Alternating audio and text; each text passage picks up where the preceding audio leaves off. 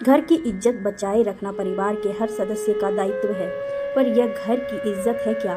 किसी के लिए घर की इज्जत का अर्थ सिर्फ बहू बेटियों को घर की मर्यादा में रखने तक का है, तो किसी के लिए सिर्फ बहुओं की मर्यादा तक सीमित है। किसी परिवार में घर का हर व्यक्ति अनुशासन और मर्यादा की डोर में बंधा हो, वही घर की इज्जत है। यह कहानी है सेठ बृजमोहन के परिवार की, जहां एक बहू ने अपने कर्म से बरसों से चले आ रहे घर की इज्जत के मापदंड को बदल कर रख दिया। सेठ बृजमोहन का कपड़ों का व्यवसाय था। यह उनका पुश्तैनिक धंधा था, जिसे वो अपनी मेहनत और लगन से ऊंचाइयों पर ले आए थे। गांव में उनकी बहुत इज्जत थी। वो मितव्ययी, बिंदुभाषी और दयालु प्रकृति के व्यक्ति थे। बहू बेटियों के लिए उनकी साधारण यही थी कि वो घर गृहस्थी संभाले और अपनी मर्यादा में रहे। अच्छा पहने ओढ़े, खाए पिए, तीज त्यौहार प्रसन्न मन से मनाए। बाहरी दुनियादारी से उन्हें मतलब नहीं रखना है। उनके 3 बेटे थे, मनीष, रजनीश और धनेश, और इन तीनों से बड़ी बेटी माधुरी, जिसका विवाह हो गया था और वह अपने परिवार में खुश थी। बड़ा बेटा मनीष अपने पिता के साथ ही काम करता था, मगर उनका जैसे मेहनती नहीं था। दूसरे बेटे रजनीश को इस काम में रुचि नहीं थी। वह एक छोटी कंपनी में लिपिक का काम करता था। सबसे छोटा धनेश कॉलेज में पढ़ाई कर रहा था। मनीष का विवाह शोभा के साथ हो गया था। शोभा ज़्यादा पढ़ी लिखी नहीं थी, घर के माहौल के अनुसार ढल गई थी और खुश थी। रजनीश की पत्नी आयुषी पढ़ी लिखी लड़की थी, नौकरी करना चाहती थी। उसने अपनी इच्छा अपने पति को बताई तो वह बोला, मुझसे कहा वह तो ठीक है, पर पापा से कभी मत कहना, वो नाराज़ होंगे। बहू बेटियों को घर से बाहर निकलना उन्हें पसंद नहीं है। अगर तुम नौकरी करने का कहोगी तो वो समझेंगे तुम घर की इज्जत मिट्टी में मिला दोगी। ये उनकी धारणा है, इसे मैं नहीं बदल सकता। मैं नहीं कह सकती, आप तो कह सकते हैं। एक बार कोशिश करके देखिए। अच्छा ठीक है, तुम कह रही हो तो पापा से बात करता हूँ। रजनीश ने जब इस बारे में पापा से बात की तो घर में कोहराम मच गया। उन्होंने साफ शब्दों में मना कर दिया। उसके बाद इस बारे में आयुषी ने कोई बात नहीं की।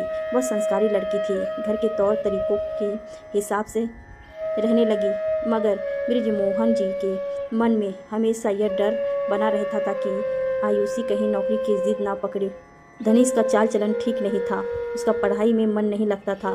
घूमना फिरना, पिक्चर देखना, यार दोस्तों के साथ पार्टियां करना उसे बहुत अच्छा लगता था। इसके लिए पैसे कहाँ से आए? बृजमोहन जी तो सिर्फ पढ़ाई के लिए पैसे देते थे और कुछ जेब खर्च, जो इन शौक को पूरा करने के लिए पर्याप्त नहीं थे। इन शौक को पूरा करने के लिए उसने उधार लेना शुरू कर दिया। कई बार आयुषी ने धनेश को फ़ोन पर किसी से बात करते हुए सुना। उसे समझ में आ गया था कि भैया किसी से उधार पैसे ले रहे हैं। उसने अपनी सासू जी से इस बारे में बात की तो उन्होंने आयुषी को ही झिड़क दिया। अपने बेटे की बुराई बहू के मुंह से सुनना उन्हें रास नहीं आ रहा था। उधार ना चुकाने पर लोगों ने उधार देना बंद कर दिया।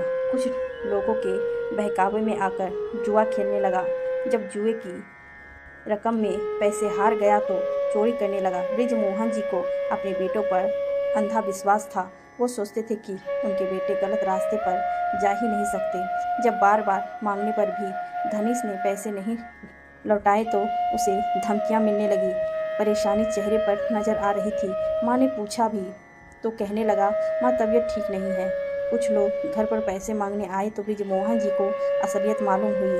उन्हें तो उन्होंने आश्वासन देकर खाना कर दिया, मगर उन्हें चिंता सताने लगी थी कि इतनी मोटी रकम कहाँ से अदा करेंगे। उनका स्वास्थ्य भी ठीक नहीं था, उनके इलाज में भी खर्च हो रहा था। मनीष पर भी काम पर ज़्यादा ध्यान नहीं देता था। सबकी कमाई मिलकर घर खर्च ही सुचारू रूप से चल रहा था। अब इस कर्ज को कैसे चुकाएं, सोच सोच कर परेशान हो रहे थे। बेटे पर बहुत नाराज़ भी हुए, मगर नाराज़ होने से समस्या का हल तो नहीं मिलता। एक तरफ आर्थिक मजबूरी थी और दूसरी तरफ घर की इज्जत। अगर धनेश को पुलिस पकड़ कर ले गई तो घर की इज्जत का क्या होगा? सोच सोच कर उन्हें हार्ट अटैक आ गया। उन्हें अस्पताल में भर्ती किया। आयुषी ने रजनीश से कहा कि वह उसकी रकम गिरवी रख देगी या ज़रूरी हो तो बेच दे और धनेश भैया का लिया हुआ कर्ज चुका दे। पापा यह सदमा बर्दाश्त नहीं कर पा रहे हैं। उन्हें कुछ हो जाए तो मेरे गहने का उनके स्वास्थ्य और घर की इज्जत से बढ़कर नहीं है। अभी इस बारे में उन्हें कुछ मत बताना है। रजनीश ने मना किया तो बोली, अभी सोचने का समय नहीं है, आप ऐसा ही करिए, मुझे खुशी होगी। रजनीश ने गहने गिरवी रखकर उस कर्ज को चुका दिया और पापा से कहा, पापा सारे कर्ज की व्यवस्था हो गई है, आप चिंता ना करें, धनीश को पुलिस नहीं ले जाएगी। उनके चेहरे पर चमक आ गई थी। उन्होंने इशारों से पूछा, कैसे? तो उसने कहा, पापा आप जल्दी अच्छे होकर घर चलिए, फिर सब बताता हूँ। उनकी तबीयत में जल्दी सुधार आ गया। घर आते ही उन्होंने पहला प्रश्न यही किया, इतने पैसे कहाँ से आए? रजनीश ने डरते डरते सब बताई। ब्रिजमोहन जी ने परिवार के साथ सब लोगों को बुलाया। सबके सामने वो आयुषी से बोले, बेटा मैं तेरी श्रेणी हो गया हूँ, तूने मेरे परिवार की इज्जत बचा ली, मैं तेरे गहने वापस छुड़वा कर लाऊंगा। फिर वह धनीश से बोले, बेटा इस ठोकर से शिक्षा लो और अब कोई गलत काम नहीं करोगे, कसम खा लो। इस बारे में तुम्हारी भाभी ने तुम्हें बचा लिया। धनीश ने कहा, पापा मैं अपने किए पर शर्मिंदा हूँ, मैं आपसे, अपने परिवार से और विशेष रूप से भाभी से क्षमा मांगता हूँ। मेरे कारण उन्हें अपने गहने गिरवी रखने पड़े। उसकी आंखें नम हो गई थी। आयुषी ने पहली बार अपने ससुर के सामने चुप्पी तोड़ी। उसने कहा, पापा जी आप और भैया गहनों की चिंता मत कीजिए, मैंने जो किया मेरा फर्ज था, बस मैं चाहती हूँ। बोल बेटा, आज जो तू कहेगी तेरी इच्छा जरूर पूरी हो करूँगा। पापा मैं चाहती हूँ कि घर की लड़कियों को भी पूरी पढ़ाई करने का अवसर मिले और उसे लग रहा था कि उसके ससुर जी गुस्से होंगे, इसीलिए वो चुप हो गई। ब्रिजमोहन जी ने हंसते हुए कहा, और तू नौकरी करना चाहती है, यही ना? बेटा मैं प्रसन्न से मन से तुझे इजाज़त देता हूँ, नौकरी कर, बस घर की मर्यादा का ध्यान रखना। बेटा मुझे समझ में आ गया है कि घर की इज्जत का मापदंड बहू बेटियों को घर की चार दीवारियों में रखना नहीं, बल्कि बहू बेटियों के साथ बेटों को भी मर्यादा की सीमा में रखना है। बहू और बेटियों भी घर के बारे के कार्य मर्यादा में रख कर सकती है। मैं तेरे गहने हम वापस लेकर आऊँगा। उनकी आवाज़ नम हो गई थी। उन्होंने उठकर आयुषी के सिर पर हाथ रखा। उसने झुककर उनके पैर छुए।